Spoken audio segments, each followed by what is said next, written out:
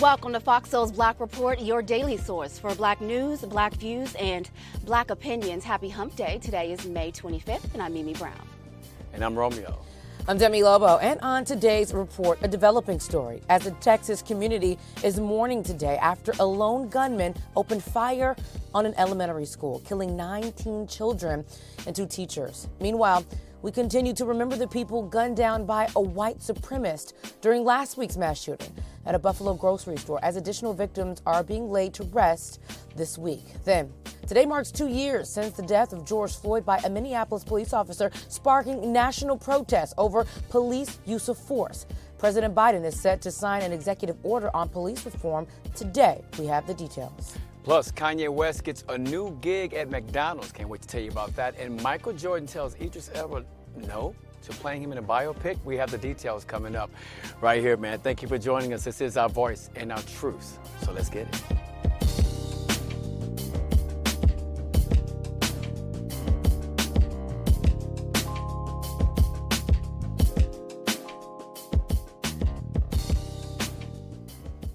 A Texas community is mourning today after a lone gunman opened fire in an elementary school, killing 19 children and 2 teachers. An 18-year-old gunman was wearing body armor when he opened fire at Robb Elementary School in Uvalde, Texas, a small city west of San Antonio. Police officers killed the shooter. Authorities now say all of the victims were in one 4th grade classroom at the time of the shooting. Yesterday's massacre is just 10 days after the Buffalo grocery store shooting and a decade after the Sandy Hook Elementary School shooting. Vice President Kamala Harris says the U.S. is fed up with gun violence.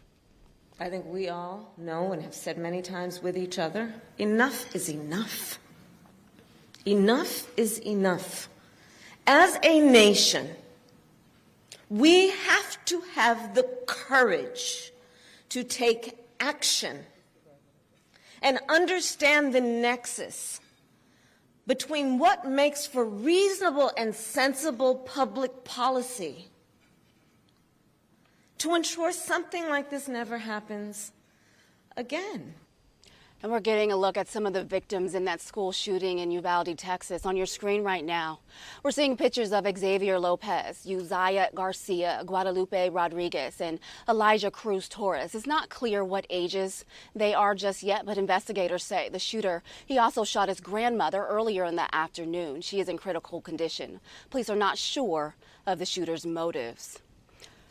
It just, this story, it just makes you so angry. We continue. We're not even, all the victims in the Buffalo shooting, they haven't even all been laid to rest yet. And here we are dealing with a school shooting of elementary school students, 4th grade students. It takes someone super callous to go into an elementary school and shoot kids. When I first heard this, I couldn't help but think about my own child. And, he'll be in 4th grade in a couple weeks when school is out. I can't imagine the pain that these parents are in. And at this point, I'm not hopeless, but I'm honest. It's almost becoming a not if, but when. Is the next one. And it's almost like, when are we going to stand up to the gun lobbyists? When are we going to change the laws? This 18-year-old was able to go into a sporting goods store, buy a gun. 2 days later, he came back, he bought another gun. He bought 375 rounds of ammunition. No, that didn't raise any red flags. Nobody thought, what is he going to do with 375 rounds of ammunition? And we always point to the Second Amendment.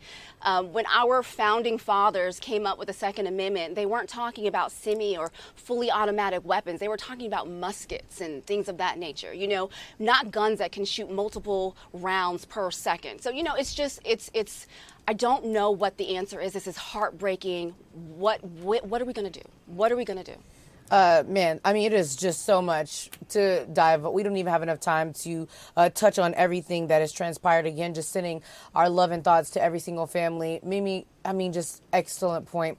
An 18-year-old able to buy an AR-15, 2 AR-15s is the first red flag. And so a lot of people today are talking about the fact that it's harder to get some medicines. When you get certain medicines, you go into a system that you bought that medicine. It's harder to get medicines. It's harder to get baby formula right now than it is to get a gun. And so, Steve Kerr from the Warriors, he had a very powerful statement that everyone was saying about what are we going to do next. The senator, I forget his first name, Murphy from Connecticut, he also spoke yesterday and said, what are we going to do next? But I don't know if anyone actually knows what we're going to do because, Mimi, like you said, we go 1 week. There was a mass murder in the OC at a church, and then there was the mass murder in Buffalo. Then literally a week later, here's this. And these are people doing everyday things here. This is not, something strange, a war camp or something like that where there are guns blazing. No. These are everyday activities that people are doing. And so it's very heartbreaking that you feel like,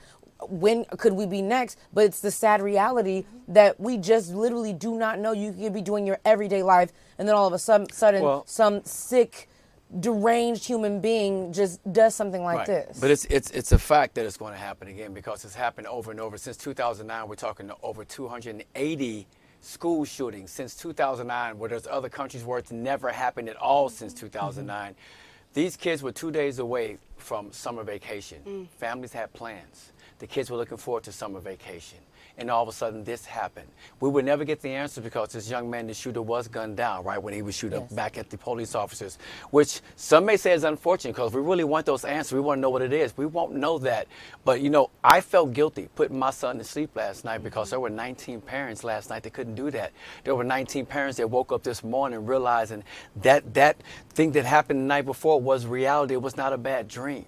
So, we can send their prayers and all that, but Steve Kerr said it best. Let's take action. Let's finally do something. Yeah. And just one more thing. I wanted to hop in. Romeo, you brought up something that a lot of people were saying as well about people were trying to figure out the race of the gunman. And they were like, we knew he wasn't a person, he was probably not white because he is dead now. And you look at the gunman in Buffalo, he's still alive. He's still alive. Had a gun to his head, exactly. And they talked him down. Absolutely. And so when we go back to Kyle Rittenhouse, because I feel like there's a connection between the way that Kyle Rittenhouse was treated, and then you go to the Buffalo gunman who wrote a manifesto and pretty much laid out what to do, how to do it, right? Plain and simple. And then here you are, another young man here that goes and barricades himself into a room. That I sent you that link, Mimi, because that really broke my heart. Because of course you start trying to figure out how could this happen? How did the person do this? Did you just start spraying your gun everywhere? Right. But you barricade yourself in a room and just I can't even imagine. You can't imagine the fear in those kids' And you know what? heart. That's the thing. When you imagine your own child, absolutely, it's just so heartbreaking. Governor Greg Abbott said that prior to the shooting, he shared his plans on Facebook. He wrote, "I'm going to shoot my grandmother, and I'm going to shoot in elementary school." He did shoot his grandmother. Yes, he did, but he wrote it about 30 minutes before on Facebook. And so, these social media companies, we talked about Twitch with the other shooter. There's going to be some responsibility for things that are allowed to be shared on social media, and just again with no one saying anything. Maybe certain words that are typed in will go ahead and notify. Exactly. Yeah. I think that we should that should definitely be implemented. Thank you for letting us have this conversation, soulmates. And again, prayers and love to every victim who lost a life. Family and friends remembering the life of Celestine Chaney. She was one of the people gunned down by a white supremacist during last week's mass shooting at a Buffalo grocery store. Chaney was laid to rest yesterday. She was only 65 years old, a mother of one who also had 9 grandchildren and 9 great-grandchildren. Miss Chaney had just celebrated her birthday the week before. Mayor Byron Brown declared Tuesday Celestine Chaney Day in Buffalo. She had been with her 74-year-old sister simply shopping for strawberry shortcakes at the time of the shooting. Investigators say the 18-year-old suspected shooter legally purchased the gun that he used in the shooting. Police say his goal was to kill as many black people as possible. He's now charged with murder, but prosecutors are also pursuing federal hate crime charges. It's been 2 years to the day since the death of George Floyd, and the Floyd family attorney says he's frustrated that black people still can't breathe. Crump wrote an opinion piece in Monday's Washington Post that said current policies in the place are detrimental to African Americans. The civil rights attorney also mentioned a sense of dread black people have when they're confronted by police officers. Crump says one of the most disappointing things 2 years after Floyd's death is the fact that the policing act in his name is still stalled in Congress. Meanwhile, President Biden is set to sign an executive order on police reform today The order will include new use of force requirements and create a new national law enforcement accountability database to keep track of misconduct claims and disciplinary records of officers, but only for federal officers. It also encourages local police departments to make similar changes and contribute to the database, but the order doesn't legally apply to them. Today's order comes after Congress failed to pass a police reform package last year. And as Ben Crump speaks of his frustration with the lack of progress with police reform since George Floyd's death, two Washington Post reporters are taking a look at structural racism through the life of George Floyd. Reporters Robert Samuels and Tolu Olurunipa have published a new book. His Name is George Floyd, One Man's Life and the Struggle for Racial Justice. They are here to tell us about their new book and the impact of George Floyd's death that it left on the country. Welcome to the show. Thank you for having us. Absolutely. Thank you for being here. Tolu, I want to start with you. The book tells the life story of George Floyd, but it also delves into the history of the institutionalized racism in the United States. Why did you decide to combine a biography with a history lesson in systemic racism? Yeah, that's such a great question, Mimi. We wanted to tell George Floyd's story, and we couldn't tell his story without telling the story of his America. His American experience included several interactions with institutions that were racist against him, from the housing institutions to the public schools he went to the healthcare institution, and definitely the criminal justice system. And we wanted to show how his America, his experience, his journey going through America caused him to be facing suffocating systemic pressures that were in his life long before he met the police officer that suffocated him to death. And it was important for us to show that even as people were moved by what they saw on the video, George Floyd had been slowly dying for years, in part because of the institutional racism that he faced. Mm-hmm. You know, Robert, we've heard from the family about how Floyd wanted to do something to change the world. Can you tell us more about him as a man? I think most Americans just see him as a victim of police violence. One of the reasons we wrote this book is to show the gregarious, the friendly, the comical guy George Floyd George Floyd was. He was loved and he was beloved in his community. He stood out in a housing project that was known for being a place of drugs and violence, as a person who could quell beefs, as a person who always complimented people, as a person who always said he loved you to folks. Now, George Floyd, he was a godly man. When we went to go visit the house where he was living in Minneapolis, he had a Bible that was open to the book of Proverbs. And, he was a complicated man. He had some struggles. And at every step, when he was looking for support and resources to deal with those struggles, he was met with prejudice and bias. And that really changed the course of his life long before he met Derek Chauvin. And then, of course, what happened 2 years ago today. Mm-hmm. I love that you guys started the book with "I love you." Words that George Floyd often said to those he met. That was a really touching part of the book, and I really enjoyed reading that part. This question is for both of you. In 2020, millions of people of all races in the U.S. and around the world, they were taking to the streets and calling for justice and police accountability. But polls since then show wavering support for Black Lives Matter, for the movement. Many are calling it just a fad, but were they wrong? Can we point to any tangible change since George Floyd was killed that sparked this entire movement? Tolu, I'll start with you. There have been some changes on the local level. We've seen some police departments ban chokeholds. No-knock warrants are outlawed in a number of local police departments. We're seeing what President Biden is doing with this executive order. So there have been some changes. But when you think about the massive civil rights movement that was sparked by his death and the effort to push forward massive civil rights legislation at the federal level, we have not seen that. Instead, we've seen a backlash. We see what happened with Buffalo and people talking about replacement theory and the backlash to things like critical race theory and all of these theoretical discussions, just because people did not want to grapple with the fact that there is systemic racism in the country. So there is some change on a local minor level, but we're still waiting for the massive major change that many of the people who took to the streets called for after George Floyd died. Yeah, we definitely still are. Robert, any thoughts on that? And one thing that we hope your viewers understand is that when we talk about George Floyd, we typically talk about his relationship to policing. But what our book talks about also looks at education, criminal justice, housing, healthcare, the pressure, the stress that comes with being a Black person living in America. And while we saw some changes coming out of May 2020 in terms of people thinking about how they can do more to help stem systemic racism in this country, a lot of that impact, a lot of that momentum has waned, sadly. And we hope that when people read the book, they not only see the fact that things have waned, but also the persistence of Black people in this country who have continued to be the holders of hope and the believers in the American promise that someday we can do this together. We can end racism together. Yeah, someday we could. This last question, too, we're running out of time, but I definitely wanted to ask both of you this question. The death of George Floyd, it changed mainstream journalism in some way. Some newspapers and outlets created units dedicated to race and other social issues. Of course, the Washington Post giving two Black men the resources to tell this story of George Floyd. Do you think it's making a difference, though, on how Black people are being covered in the news?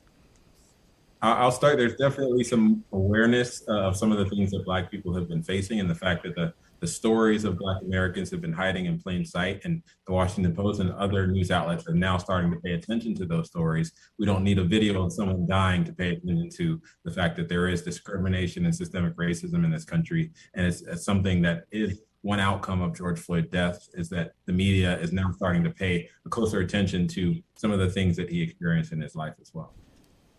And Robert, any thoughts on that? Has it changed in your opinion? Well, the biggest change is that capital B, the B in Black is capitalized. In terms of thinking about how we see each other in a more full scope, I think journalism still has a long way to go. We hope that our book and what we're trying to do with the Post is a counter narrative to that. And that's the thing that George Floyd wanted, and anyone else who is living in America would want, right? To be seen as a full person and to not have to worry about the plague of prejudice impacting their dreams and hobbling their ambitions. Absolutely. I am so glad that I was able to have this conversation with both of you. I've been following you for a really long time. This book is amazing. Robert Samuels and Tolu Olurunipa, thank you so much for joining us today. The book, his name is George Floyd, One Man's Life and Struggle for Racial Justice. Please make sure you read it, soulmates. Amazing book. Thank you both. Thank you. Thank you. We appreciate it. Absolutely. The Department of Justice is ordering agents to step in if they see officers using excessive force while making an arrest. The DOJ's new rule is the first update to the agency's use of force policy in 18 years. The new rules apply to all agencies under the department. That includes the FBI, DEA, ATF, and U.S. Marshals Service. The changes also emphasize de-escalation tactics when arrests are getting out of control. The policy changes are announced earlier this week, just in time for the remembrance of the life of George Floyd. Former Georgia gubernatorial candidate David Perdue was trying his best to disrespect Stacey Abrams during a campaign stop on Monday. Did y'all see what Stacey said this weekend? Said that Georgia's the worst place in the country to live. Hey, she ain't from here. Let her go back where she came from. She doesn't like it here. The only thing she wants is to be president of the United States. She doesn't care about the people of Georgia. That's clear. You know, when we saw in 18 what she did and what she said, oh, we're going to have a blue wave, we're going to do it with documented and undocumented workers. You know, I don't think a lot of people in Georgia understood it. When she told Black farmers, you don't need to be on the farm, and she told Black workers in hospitality and all this, you don't need to be, she is demeaning her own race when it comes to that. Perdue was responding to a comment Abrams was making about Georgia being among the worst in the country when it came to health care, low wages, and high incarceration rates. His attacks on Abrams didn't work. He was crushed by incumbent Governor Brian Kemp yesterday in the state's Republican primary by 50 percentage points. Abrams was unopposed yesterday. She will have a rematch with Kemp, who lost to back in 2018 by 50,000 votes. Meanwhile, Russia has permanently banned President Biden and nearly 1,000 other Americans from entering the country. The travel ban list is a symbolic move by Russia in response to sanctions imposed by Western countries over the invasion of Ukraine. Vice President Kamala Harris, Hillary Clinton, and even actor Morgan Freeman are on that ban list. As news of the monkeypox virus becomes a major story, Black journalists and media critics are asking news outlets to stop using images of Black people with lesions on their skin to illustrate this disease. Black journalists say using those images makes monkeypox seem, well, like it's just a Black disease. Meanwhile, the first case of monkeypox may have been detected here in California, and the Sacramento County Division of Public Health has confirmed it's investigating a suspected case. The person had recently returned from traveling in Europe. Health officials say they're waiting for lab results, but they say that symptoms and preliminary testing indicate a confirmation of the monkeypox virus is likely. An estimated 100 monkeypox cases have been recorded in 12 countries across Europe, the U.S., Canada, and Australia since the WHO began receiving reports about it this month. Another day, another racial incident at an American high school. This time is at an Orange County school in California. A student sent a prom invite that used a picture of George Floyd on it. It says, "If you went to prom with me, it would take my breath away." Black parents and students at the school want the boy who made the invite banned from the prom. In a statement, Casperino school officials say the invite is disgusting and deeply offensive. Black children make up 1.5% of the school's 3,000 students. An African-American Army sergeant says her life is in danger. Sergeant Jewel Scott is stationed at Fort Hood in Texas. She wrote on Instagram to say she was not safe. If something happened to me, if just real blunt and honest with, if I end up dead, if I end up missing or something like that, just know somebody did it. And I just want to get out here and put something out because I know how the media, I know how my job, being in the military will paint these false narratives. And I'm going to do more talking about it. I'm trying to post a video now, but I just need something quick put out there so that way people know, like, if it was self-inflicted or something like that, my family would know, my friends would know. She gave no specifics on what is happening to her. Local newspapers say Scott's claims prompted Army officials to go on Facebook and respond to her allegations. Base officials say that they are going to take all allegations of misconduct very seriously. Dozens of people have been killed, died, or by suicide, and they have gone missing as well from Fort Hood military base in recent years, which is very, very scary. I have a long history of military and Army in my family. My mom was in the Air Force for a very long time, my dad as well. And so this is really scary for her to be fearing for her life like this and to know that so many cases of people dying have happened at this base. And so, I mean, it's kind of eerie, but also happy that she's letting it be known. You cannot make up a story about what happened to me in the event. Of course, we hope not, but she's letting it be known that I did not do anything to myself. Yeah. There was a really popular story a couple years ago, Vanessa Gillian, who was murdered on that base. And her family had to go out and do all the research themselves to get someone to help them. It was a really, really, really big story. 2020 and Dateline and everyone covered it. That base actually is known for people going missing, people dying. 39 people died or went missing within the last year. A lot of the murders remain unsolved. So, you know, I just think if this young lady is risking her life, because, you know, a lot of things within the military are held within the military. They have their own police, their own court system. So if she's risking her life to come out and say something, we should be definitely paying attention and following up with her.